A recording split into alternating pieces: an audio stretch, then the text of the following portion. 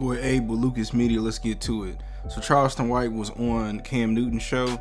I started watching a little bit of it. Let me play this clip for y'all, and I'm gonna give my opinion on what was said.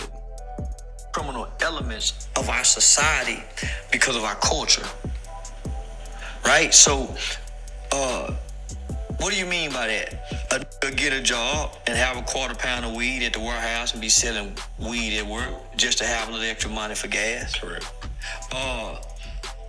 Have a homeboy who sell weed and got another homeboy who trying to buy some weed, and he a middleman, a little drug dealer, get him extra $700. So I was submerged in the criminal elements, trying to find an identity. But that's all you know too. Well, it wasn't all I know. Because I'm educated, homie. Yeah. I can read, I can write, I can do a resume, I can go get an interview and can sell myself in an interview to get a job. Because those are the things I started doing when I was tired of doing wrong. You're doing wrong because you think wrong is the right thing to do in the mind state that you're in. Right? We got an element of our culture to tell us doing wrong is right. All right, I'm gonna stop it right there. While I disagree with Charleston White sometimes, I have to agree with him on that. We have a culture where doing wrong is doing right. Growing up, and some of y'all know what I'm talking about. When we was going to school in the 80s and 90s, even the 2000s, it was a point to where people got made fun of. Black kids got made fun of for being articulate, for reading, for wanting to write, for wanting to be on the chess team. They would say things like, you acting white, you sounding white, you want to be white. But these same group of people don't know that Frederick Douglass was educated. We praise Martin Luther King, but Martin Luther King had a PhD. Malcolm X was self-educated. But now, growing up, looking on that was considered being bad. But then you had your guys, they had a Cutlass Supreme or whatever,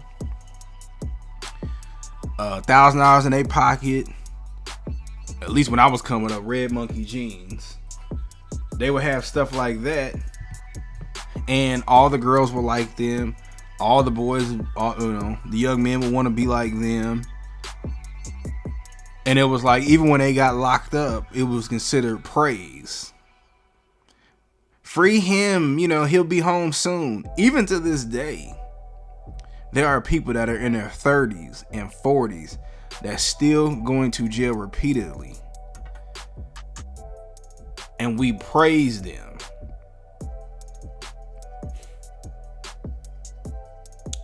I remember growing up with a friend of mine, and he had to go to jail. We was in high school. I think he might have had to go to jail for like a couple of days. And he was like, man, I ain't tripping, man. All my friends are going to be in there. My family in there. So we are happy about being in a cage and having somebody tell you to spread it open to check to see if you have any contraband in there. We like stuff like that. But if you want to go to a Harvard or a Stanford or even a Howard at some places, they make fun of you. People like people who, in our culture, let me say this. When somebody rob a bank, they be, man, Hambo, man, he would rob the bank, man, he crazy, man, I like him. Well, yeah, when you have somebody that want to read Shakespeare, you would be like, man, look at Scotty over there, man, he a lame, he a square, man, that's why he ain't gonna get nobody. But then we like people like Don King who read Shakespeare. We praised Tupac when Tupac he was an educated black man. He was educated brother. We live in a really wild culture, and it's like we're moving further and further back. Talk to your elders who are in their 80s and 90s. Ask them how it was then versus how it is now. So I'm gonna play some more clips. I'll break down my 2 cents. Y'all let me know in the comment section. Y'all agree, disagree. Tell me y'all experiences, because I know all the time, I keep saying this, there's no way it can just be me. Let me know below.